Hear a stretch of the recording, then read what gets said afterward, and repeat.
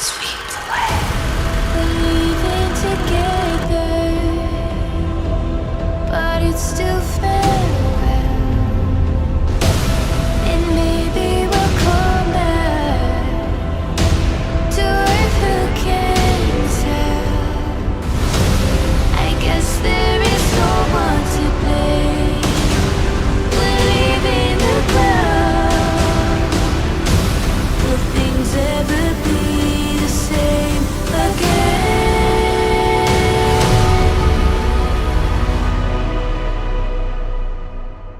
It's the final countdown. Hey everyone, Joe here, just doing the intro and first part of our next build, which is going to be the 1/35th scale Dragon 88mm Flak 37. And we're not just doing this as a normal build, we are doing this as a dedication build to Charlie Mack, father. His father was Corporal Charlie E. McCarthy, and he was injured by an 88 in World War II. So this also goes in line with the 80th anniversary stuff, but you know, more importantly, it's pretty amazing that Corporal Charles E. McCarthy survived a shell from the 88, because the 88 is a massive gun. To be able to survive from that is pretty awesome, and luckily he did, because now we have Charlie Mack in our community, which is also awesome. So we're going to be digging into this, but we're also going to do something, I think, a little bit extra on this kit. We'll see. First, let's take a look inside. Typical Dragon kit. We have our instructions here. I'm not going to get into it too much. I built one of these a few years ago on the channel. It's one of the highest viewed videos on the channel, believe it or not. And I think that's only because I used a historical photo of the gun. It's not anything that I did specifically. So you can see there's some really nice typical Dragon plastic in here. And I'm not going to go through all the sprues because there are a ton, which is typical with Dragon. But it also comes with photo etch and some metal shells, etc. And some dials, which is going to be really, really cool. So I'm excited about that. And then I went out and got some figures for this kit. Pretty decent. And so it should be fun to put it in there. I'm thinking Diorama. I'm going to try my very, very best. We'll see how that works out. But I do want to do this. Again, this is all going to be one video, so stick with me. It's going to be really long. You can fast forward to the end if you want. And let's get started on this kit.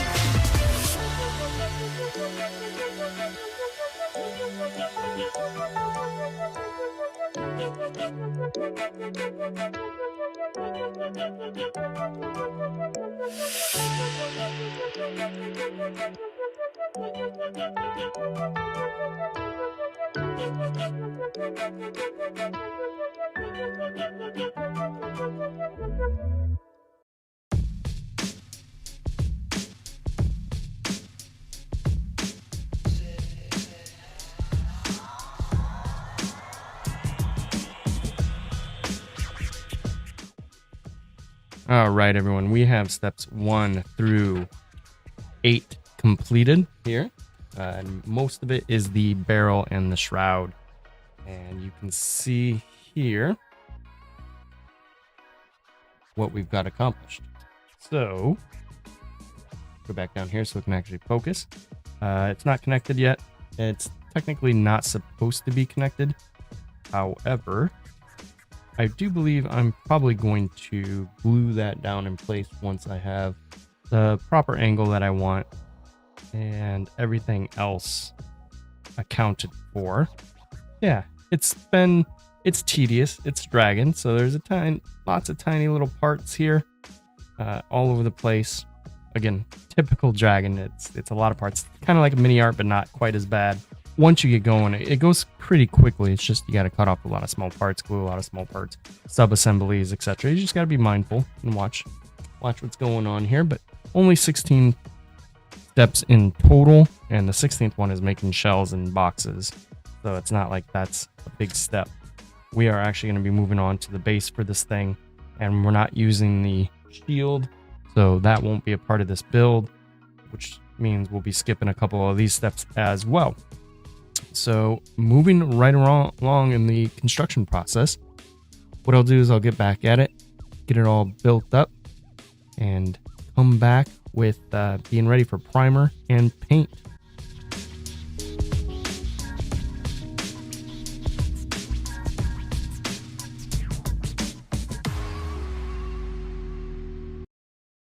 What we do here is go back.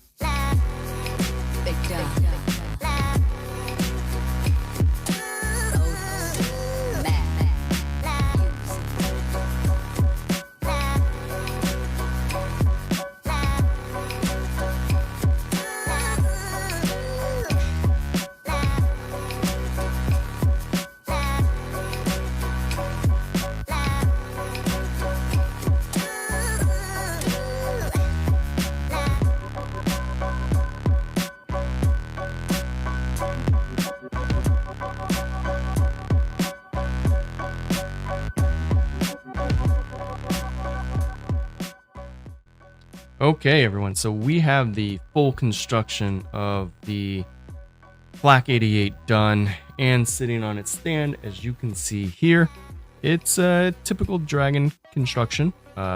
Instructions are vague, little things here and there that you might have to pry back off with some glue and stuff like that. But all in all, it's not bad. So we're spinning around here. You can see a lot of details, a lot of small parts as we pointed out, but we got our metal barrel and a few other details as well. This is going to get glued in place after we give it this little spin around here. I did glue the barrel into place as well currently, so there's that. But the whole thing is going to get glued in place. Why is that? Let me show you. So this is why. We are going to be putting this into a diorama. And we can see we have our base here. I believe this is a 9x12 piece of wood here that has a sunken back to it. And then we have the pink foam, insulation foam that everybody uses. Here is a kind of just a mock-up of what's going to happen. There's going to be more to it, but you can see we want the gun on an angle, because if this is the front, you don't want things perpendicular, straight on, stuff like that. So we want this gun on an angle. I do have a reference photo that I'm slightly going off of, a couple of them, and I'll post them up here.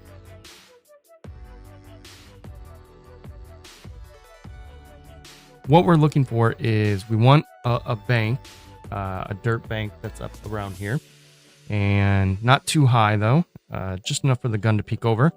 So we're going to be using this foam, we're going to use some air clay, we're going to use a bunch of the diorama supplies, stuff that I got like paste, the VMS Smart Mud, things like that. And these retaining walls, essentially is what they are, from Value Gear, by the way. Can't speak enough praises about Value Gear.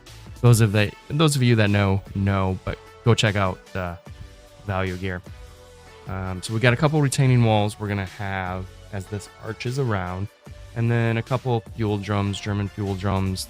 And again, this is going to be, it's built in almost like it is a retaining wall. And then we're going to, of course, have some figures. I've got a couple planned out here. This guy is a scout, so he'll be up somewhere. We have one person standing for the shells, and we have one person sitting right here. And I'll just have to lower the seat a little bit more and adjust it as I go along. But he'll be sitting in the seat. That's kind of what we're going to go for. I'm not great at dioramas. We're going to try. Got a little extra stuff. See what we can do. I thought that'd be nice and fun. I'm going to get started on that. We'll come back, show you some progress, see what we're doing. So I got completely wrapped up in painting the model and figures that I didn't really record any footage of doing that. Also, because this is only my second diorama attempt ever, I didn't really want to record that as I have no idea what I'm doing. I think it came out really, really good though, and I learned a ton from all the mistakes that I made. Let's just roll through our learning moments. First, I learned I am no Uncle Night Shift, okay? I know, right? It's hard to believe. Second, I learned that VMS Smart Mud has a huge learning curve, but I think I understand it now thanks to Night Shift's videos on the subject. But in struggling with that, I forgot to actually sink the model and the figures down into the mud before it hardened so that they don't just float on the surface, much like they kind of are doing here in some spots. No big deal though. That's why we make mistakes, to learn from them. Then I also learned that I need to really sketch everything out and plan better. I had a great idea in my head, and some of it came out exactly like I wanted, like the retaining wall and drums, but other things like the position of the gun, the figures, accessories could be better. For instance, behind the gun, there's just open space, and I don't know if that really helps in bringing the visual to life. Also, in using that AK puddles, you can see the couple glossy spots on the ground. I really thought that was going to work out way better than it did, and have the ground be kind of like muddy, puddly, and I immediately regretted using it, so I've got to practice with that more. Best to just step back and look at the project as you move along instead of just slamming everything together though. Speaking of slamming things together, that's sort of how this base went. I had a lot of fun at times, don't get me wrong, but 70% of that time building this was apprehension and nervousness on if I was doing something right. What is it going to look like? Did I just mess this entire thing up? That's why I didn't record anything. I think in the future, as I do more, that should even out a little bit. Some of my more common mistakes are present as well, like my utter lack of failure to clean up spots where I put a wash in. I swear, every build, I totally glance over a glaring spot on the model where I used the wash and for some reason didn't clean it up and then clear coated over it. Just didn't see it. It's comes to life here in the pictures. You can totally see it. The bright side was this was a lot of fun ultimately, and I'm super proud of what I was able to do on it. Also hope Charlie likes it as well, since this was a tip of the hat to his father, who was injured by one of these guns. I'm looking forward to attempting more dioramas, bases, vignettes in the future, honestly. I think it's going to be a lot of fun. I appreciate everyone who is watching, who is subbed, and yes, even you all that just skipped through the end, I appreciate you too, because, well, I think we've all been there and done that.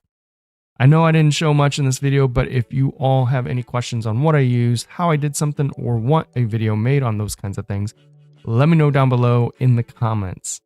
Until next time, everyone, I hope you're doing well. I hope you're staying safe. Take care.